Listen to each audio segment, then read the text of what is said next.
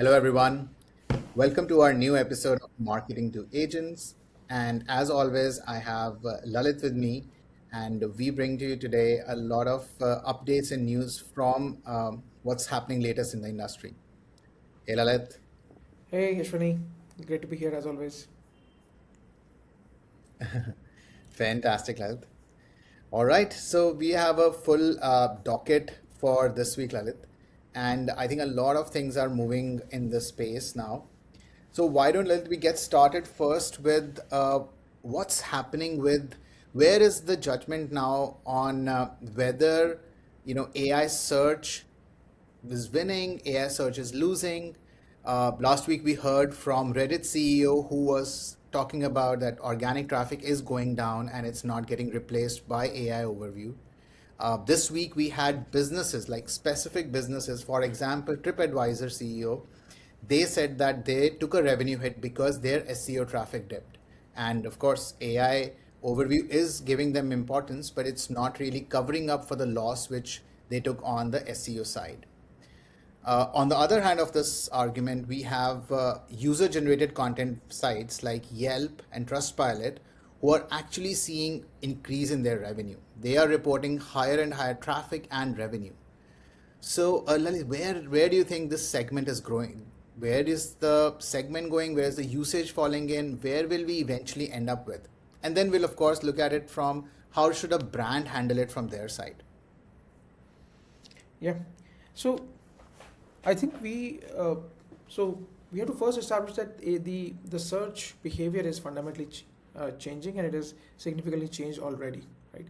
And there is still a lot of category specific nuance, right? Categories where I think uh, discovery is happening on AI, let's say the AI surface area versus let's say transaction is happening on AI surface area versus let's say another category where uh, the discovery is not that important, but let's say a lot of research also has to be done, and there are so companies who deal in those categories.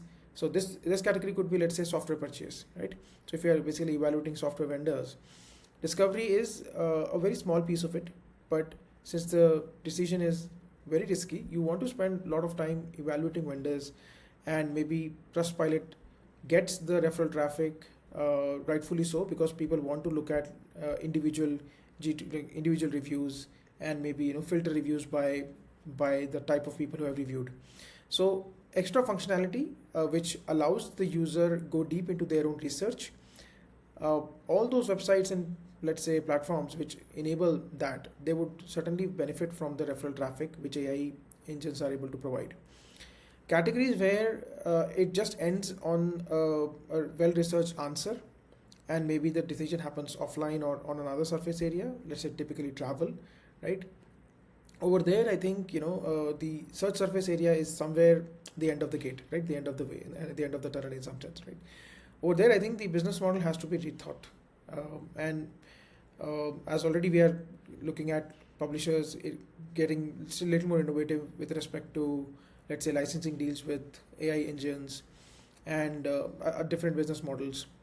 I think we have to sort of accept this reality, and business leaders have to just innovate around it. Absolutely. In fact, as you were talking about this, one more idea struck my mind. So, for example, now since we specifically are talking about TripAdvisor. So, I'm also assuming that with this agentic commerce increasing, now think about a TripAdvisor or a Booking.com. So, when a user was earlier going to these websites and booking a flight or booking a hotel, making a reservation, these sites would also have an opportunity to upsell to that customer. They would then get their, let's say, a cab booking as well. They would get some other bookings as well, and they will try to, sell them experiences. Now with the agentic commerce happening, if I'm telling my agent just to book me a flight, I think the business, the publisher, or the brand also loses the ability to upsell, at least in that moment. Maybe there will be an opportunity to upsell later as well.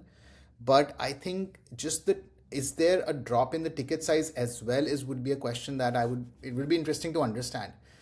Typically, when I go to Amazon or anywhere, when I'm buying one thing, usually Amazon shows me 10 other things to buy, and some of those are relevant as well, and I end up shopping more. And this must happen a lot more in different categories.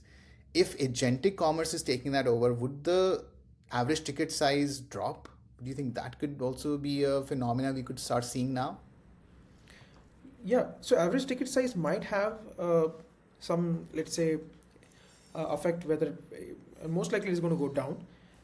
But if you look at many of these aggregator platforms, they've always had a significant advertising revenue stream, right? So if you look at Amazon or Booking.com, Amazon for sure has some sort of an advertising revenue where vendors or sellers can basically showcase their listing or pay for getting it displayed as an ad in the category list, right?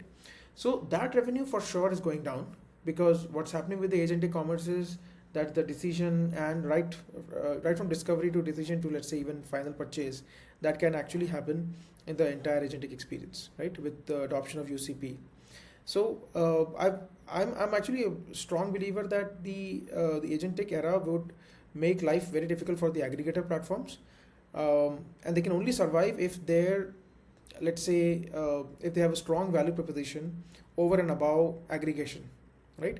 So for example, if travel portals, they offer benefits like free cancellation or, let's say, assurance on trip, etc., right, packaged in their experience, then there is still a reason for the AI agent to also prefer booking via the aggregator platform.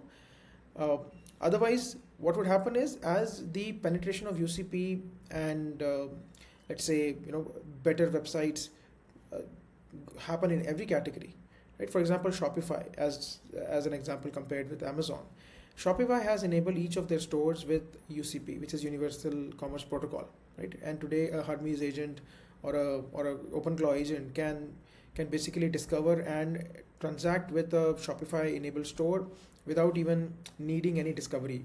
So bypassing Meta discovery that happens on Meta or discovery that happens on Amazon or on any other player. So uh, unless the aggregator platforms offer a unique value proposition which is compelling enough for the transaction to continue to go through them, uh, the the leaf nodes on these marketplaces, they would stand to benefit from it.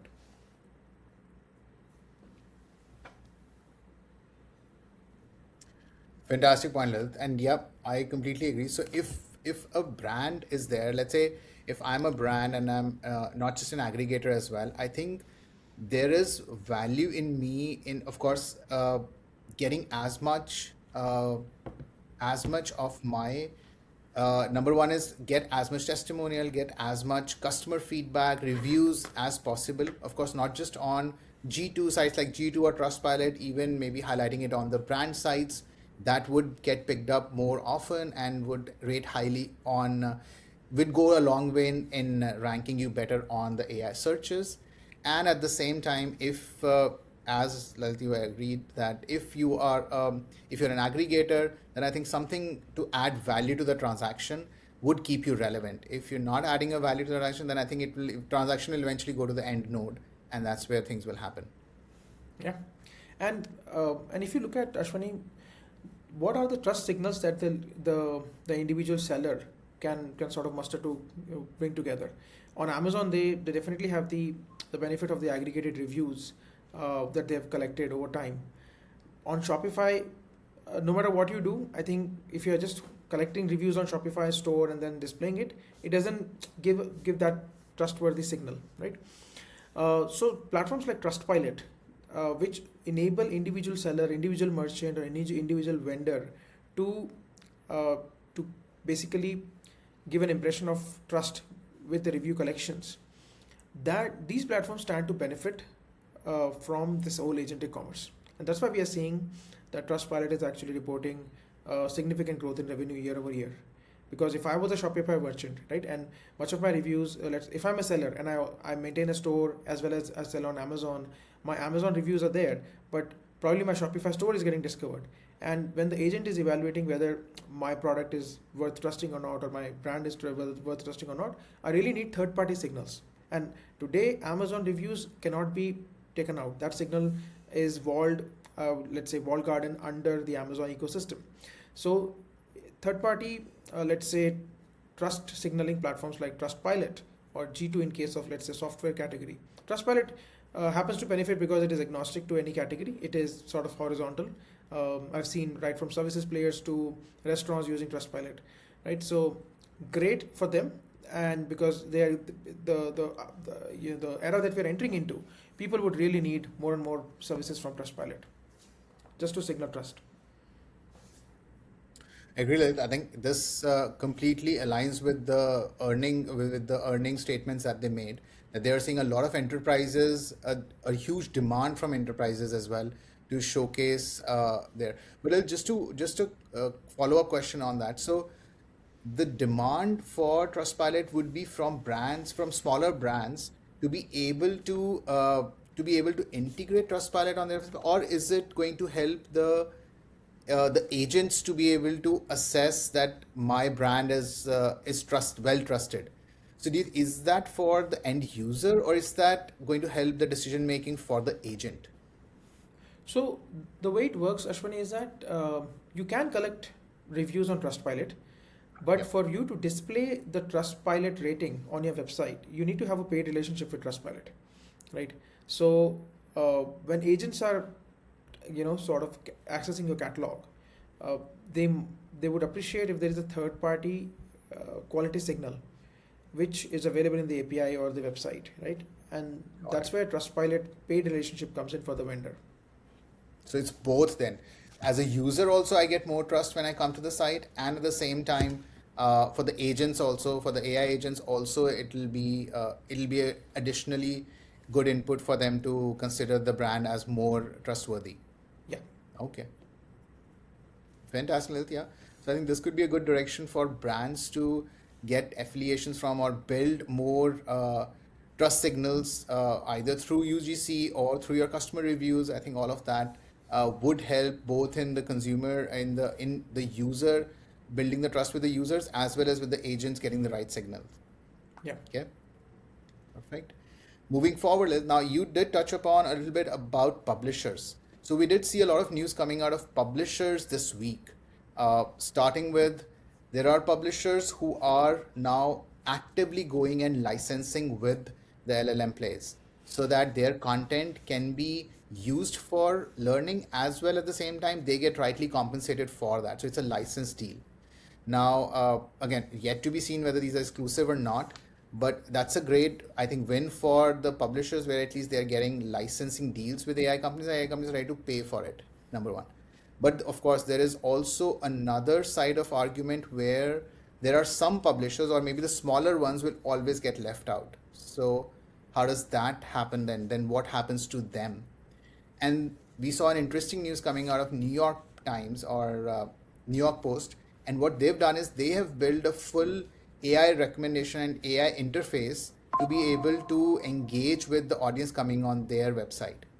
So there are all these modes of engagement going on with the publishers.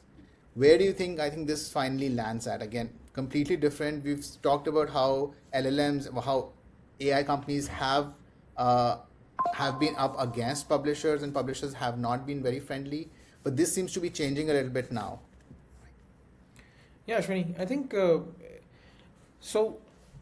See, totally depends upon the publisher's individual pull, right? So, if a certain publisher has had a significant and dominant position, right, in terms of their quality of content, and they've always enjoyed direct traffic, right, because of the quality of content and the experience that they provide, then I think the best economic decision would be to sort of stick to, let's say, not to make their content available on AI engines, and maybe continue with their own marketing and drive paid subscriptions.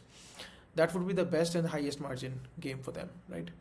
Uh, the second best thing would be to basically look at licensing their content exclusively with, let's say, one or two players, and then go sue everybody, every other engine which is sort of accessing the content without licensing. So this would again be another, let's say, litigation led revenue. um, and you sort of raise the concern of, let's say, the small time publisher or the long tail of publishers. For example, let's say someone is an expert in Japanese recipes, right? Or someone who is, let's say, has in-depth content on, let's say, species who live in oceans. So I think there has been some efforts in the open web to allow indexing as well as licensing for these publishers. So Cloudflare has launched something where you can basically start with the blanket blocking of all AI crawlers and all AI agents, and then a programmatic way to sort of collect the payment, kind of like a pay per crawl, right? And agents which are ready to pay per crawl, they can get access to the content, and there's a win-win situation there, right? There is another standard called RSL, which is really simple licensing, stands for RSL, and it is again kind of similar to Cloudflare, but slightly more open. There's no one vendor which is sort of let's say Cloudflare is whatever they are doing is very specific to Cloudflare, but RSL is an open standard, and any publisher can basically sort of implement an RSL compliant load balancer or like an Apache plugin or a HTTP server plugin, and that would then ensure that their content is only accessible by licensed crawlers, and it also makes it super easy for acquiring a license by sort of offering a way to collect payments through smart contracts. So I do believe that licensing the content is the way to go if your content is really worthy of that. A large number of publishers, they are in fact, publishers is also a very loose term, right? Because almost everybody now is creating content, right? Now, what is their intention of creating content? Are they creating content for marketing? Are they creating content for the value of the content, right? Is generating content is their core business, right? So people who are generating content with a lot of investments in doing research and digging out real insights, doing real research and bringing real knowledge out in form of content, for them I think licensing and continuing to have a paid relationship with their subscribers is the best way forward. Not doing licensing and maybe keeping their content open would significantly dilute the value of what they've done, because people might get access to their hard-earned information right in their answers, and no traffic would come to them, right? So and I do see there is an opportunity in, let's say, aggregation play where long tail, there could be a marketplace. There are a few marketplaces which are funded already, right? Who basically aggregate long tail players, long tail publishers, but they're sort of offering a cookie cutter solution to long tail publishers. But publishing, as we know, I think it's nuanced, right? You might want to even in traditional publishing also, publishing some books are way cheaper in, let's say, developing countries versus when you buy that book in a developed country, right?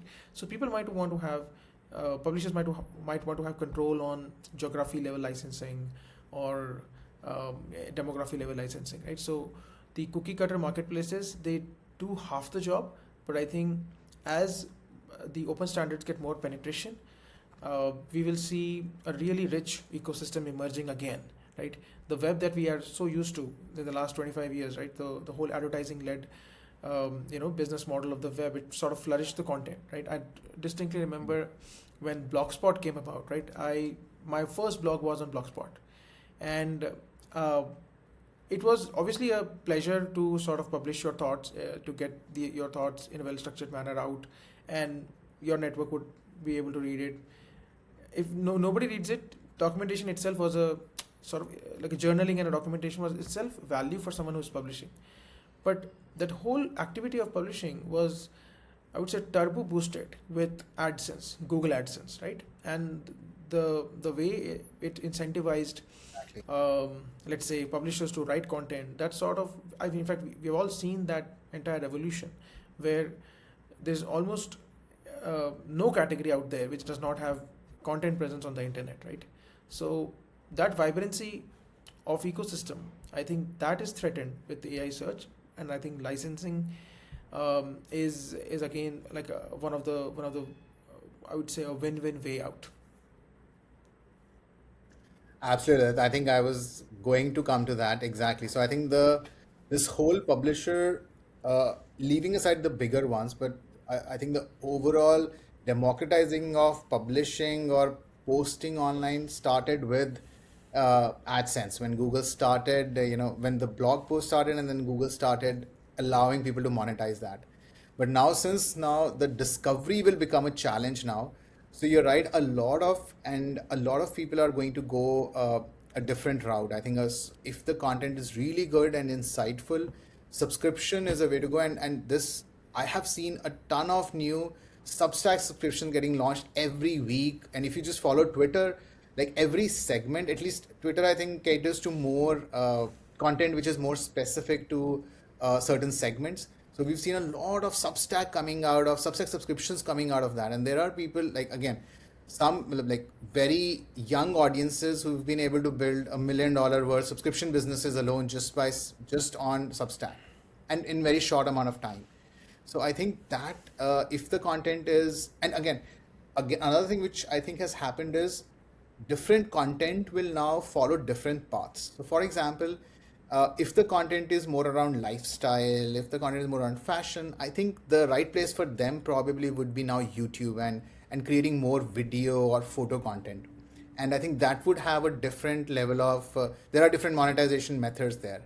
So, but yeah, this goes into more creator economy. But yeah, coming back to publishers, I think absolutely spot on. I think it will be a mix of doing a licensing deal and then being able to wall your content from other non-licensed partners, and then uh, and then be able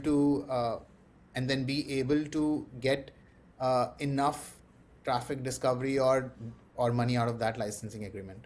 Yep. Yeah, and I think it also opens the door for newer business models on the internet, right? Or in fact, new type of businesses. So there's a podcast called Startup Idea Podcast, and I think the host there, he talks about uh, an idea category called data refineries, right? Just like we refine oil, oil is present or minerals are present, right, in the nature, but we have to refine it so that the the quality density of the mineral that we want or the oil that we want, right, is high, and then you can put to use, right? So quite like that, I think there are so many information categories where the data is very well present on the internet, but extremely scattered, right? Whether in form of reviews or some publication here and there, right? So someone can actually build really good business for their category of information by building a data refinery where they use agents to regularly collect information, put this in well structured format, and provide a paid access or a licensing access to LLMs who want to use it. This could be, let's say, venture funding data or analysis on tax data, like in India, right? If someone wants to do an analysis, because as it is, I think the data is present, unstructured, and it is too much hard work for like someone is trying to ask a question about, let's say, Indian taxpayer division, right? Like, uh, what are the categories of Indian, let's say, taxpayers? So that data is there buried, but someone has to refine it, make it available, and then this answer could have a very, like a, let's say, ready-made data to sort of give it to the user.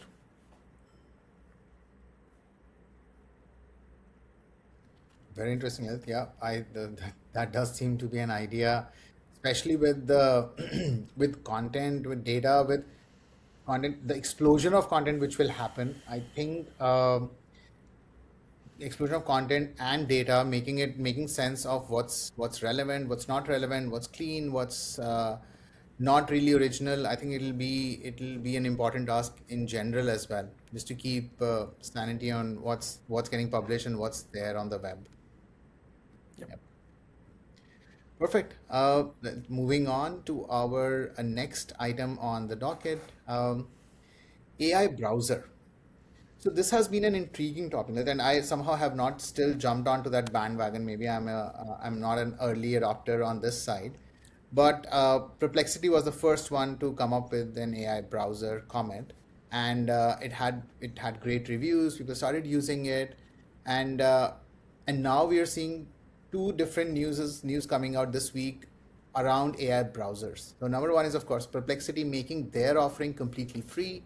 and trying to get more and more user acceptance, and then thereby trying to get, and on the other side, get more publisher deals going so that they can have more access to information. Whereas on the other side, we saw OpenAI shutting down their Atlas browser, which was a similar attempt. So, like, I know you've been a very active user of Perplexity Comet, and just being aware of how the AI browsers have grown over the past year or so. Would love to hear your thoughts on how do you see this change happening, and why one company is shutting it down whereas the other is trying to win the market with it. Yeah. So I think OpenAI hasn't shut it like properly. Like when I say properly, I think like they've not really given up on browser. They've just changed the perspective. So it is not available as a standalone browser, but it is available as an in-app browser for their Codex agent, right, or the ChatGPT work agent. And uh, my personal opinion is that that is the right thing to do, right? Because the see browser is a fantastic work surface area, right? A lot of work gets done on browser, research gets done on browser, our let's say travel planning gets done on browser. In fact, in the modern web, almost everything has to have a web presence, and then uh, browsers are way how we are the gateway to the web, and then much of the transactions happen through the browser's interface only, right? And as our work gets delegated to an intermediary, right? If today, let's say, if someone is doing all of their work by themselves, whether it's researching, booking a ticket, or let's say writing a document, producing code, producing documents for their work, uh, uh, pitching to clients, everything happens, let's say, with them as the primary agent, then just having another browser would only be a delta in productivity, right? Maybe a delta increase in productivity, right? Because they still are dependent on the human to use the browser. The moment we introduce another intermediary, which I can delegate much of my work to, right, which is happening through Hermes or through Codex, right? I think this new user on the internet would require a special browser, right, which does not block, which is a lot more token efficient, which has, let's say, MCP interface or programmatic interfaces to get stuff done. In fact, one news which is even more significant than the two things that you talked about in browser world is Cloudflare launching their own agent browser. They have launched something called as Kite, which is a specific browser built for agents, right? And agent as a user on the internet uh, is geared for efficiency, right? They can do like thousands of queries in a second. They can quickly consume so many pages, perform so many actions, right? So the traditional browser, which was primarily built for the user, may not be the perfect one for the agent, right? It does not truly unlock the agent when it comes to productivity. So any half-assed effort where you still want users to be using it and also agents to be using it, that would only be a marginal 10% improvement in productivity. What OpenAI is doing is they probably are taking the Cloudflare route, where the in-app version of their browser is not meant to be used by the user, right? Users can obviously troubleshoot a, let's say, session where the agent is stuck. It allows them to troubleshoot it, but primarily it is the Codex agent which is going to use it. So I'm a believer that browsers have to be built or maybe rebuilt for agent as a primary user. And Comet probably has sort of missed that bus, and uh, ChatGPT is probably taking a good detour and going into the right lane. Understood. So then, what is the point of having a Comet browser anyhow? Then why would I not just run, let's say, Chrome, and then have the GPT or have the Claude extension in it, and just use that for my browser mode or things to be done on the browser? Like, what additional value does Perplexity Comet provide today? So Perplexity Comet was the first one to like bring about this usage, like the UX pattern of uh, a, the agent taking over a tab, and then you can monitor. The UX was pretty nice, where the the color scheme of the tab also changes so that it distinguishes, itself from a tab which is not being overtaken by an agent, right? So they did some really pioneering work on the browser, the agentic browser, And the inbuilt assistant that Comet has, that I think is by far one of the best integrated experience when you're trying to, let's say, summarize a page or summarize a YouTube video, right? It was much better earlier. Now they have sort of tried to optimize it more towards computer, right? They're trying to push the computer product in the Comet browser itself. So the experience is now different. But Comet is, in some sense, it's their foot in the door for productivity knowledge work, right? The real product that Perplexity is wanting to push is the computer product. And maybe in a month or two, or maybe in a quarter at max, we will start to see Perplexity Computer will not be a separate app, but it will be like the Comet will be the computer, right? So you don't have to necessarily install a Comet app, right? And knowledge work, productivity, if someone really has to compete in the category, they have to have a desktop installable product. And a browser is a good, I would say, packaging for a high productivity product. People may not use Comet for the browser. People might end up using the computer, which comes coupled with the Comet. Yeah. So Comet got the limelight because it was the first one, and then everybody else copied the pattern of either having a Chrome extension or basically taking over the agent, taking over the entire the tab to get the work done. But still, the way it works is either it is using like a playwright kind of a framework to understand the content on the page, and then the LLM reasoning over what should be the next action on the page. If you want to do just a simple thing of, let's say, filing an expense report, right? So it is basically screen by screen, frame by frame analysis, or a page HTML analysis, right? And then the user agent has to then hijack the JavaScript to sort of move the cursor and get the click done. It is not very token efficient, not the best way, right? So what we eventually need is a browser which is specifically built for the agent, where agent gets, I would say, direct access to controls and actions that they want to take, rather than agent behaving as a user, like a human user. So agent should not be trying to behave or emulate a human user. They should remain as an agent, and the browser should adapt to the agent capabilities. Interesting. So you believe that the browser has to evolve to then accommodate agents, or like the browser, it's a different browser, which then works according to how agents operate. I think that would be that you in your mind is the right approach to solving this problem.